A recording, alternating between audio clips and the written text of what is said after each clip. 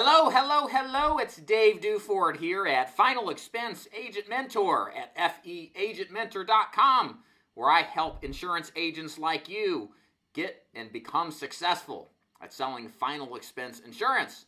And in today's video, I'm going to talk about that dreaded objection that we all tend to get at this time of year, and that is the holiday objections. What I'm going to teach today is what exactly the holiday objection is, and what you can do in order to circumvent it and hopefully either determine if this person is a suspect who is not qualified or actually is speaking of an objection that is sincere, and how you can navigate around it and close the bad boy today without ever having to try to turn around the car and coming back another day.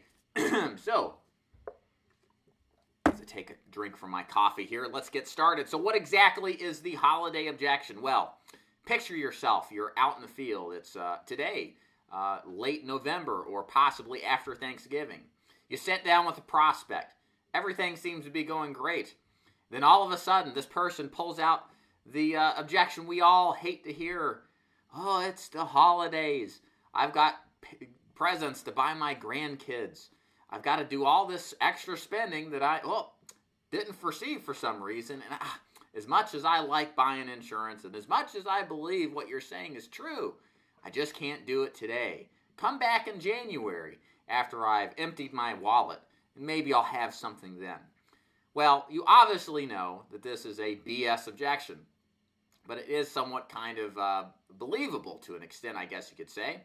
So you've got to get out of believing that objection and work around circumnavigating it. So here's what I teach my agents. First of all, what's somewhat convincing about this objection is because it's something obviously we all share.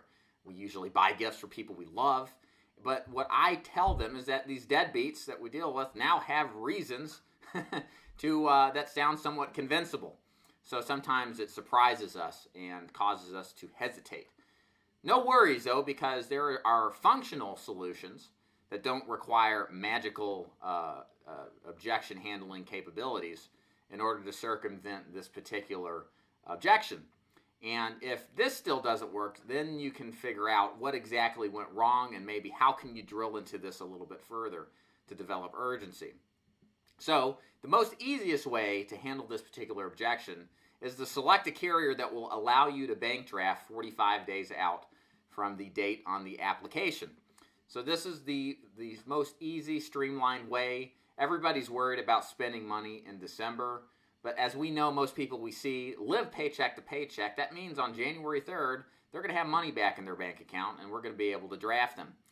So tell them, hey, no worries if you don't want to do it today. Again, assume the close. You're not asking for money today or even in December.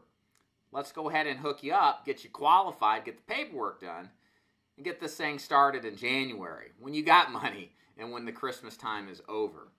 And then go right into writing the application. Again, if you followed my 4-step presentation process of selling final expense, this should work smoothly. Because by the time that you make the offer for the sale, they would have agreed on price. They have a reason and urgency to buy. They've already demonstrated that. They're pre-sold on what you sell versus the competition. So it should be a foregone conclusion. And this little stumbling block should be easily navigatable. Well, that's obviously in a perfect world, because we'll still get people who play prospect that aren't necessarily telling us the truth. So how do you handle something like that pops up? Well, what I recommend is that usually you lost the client somewhere along the line. If you step back and look further, or I should say look more towards the beginning of the sales call, you'll probably find that you didn't quite pre-qualify these people effectively. I'll give you a couple of resources here, guys. If you do some YouTube searches for some of my older videos, I detailed the 4-part presentation series in excruciating detail, all in the middle of Atlanta traffic back when I used to record a lot of these driving. And the biggest thing that I see where agents lose these deals is where they don't ask good questions. They don't go deep enough. They don't really uncover the driving emotional forces that push someone towards buying. Because people don't send these cards in loosely. Well, okay, some of them do. But a lot of them do because they've seen the cards for years and they're finally going to pull the trigger. and something happened where they backed out of it and decided not to do it. So in conclusion, be better at pre-qualifying. That's the big one.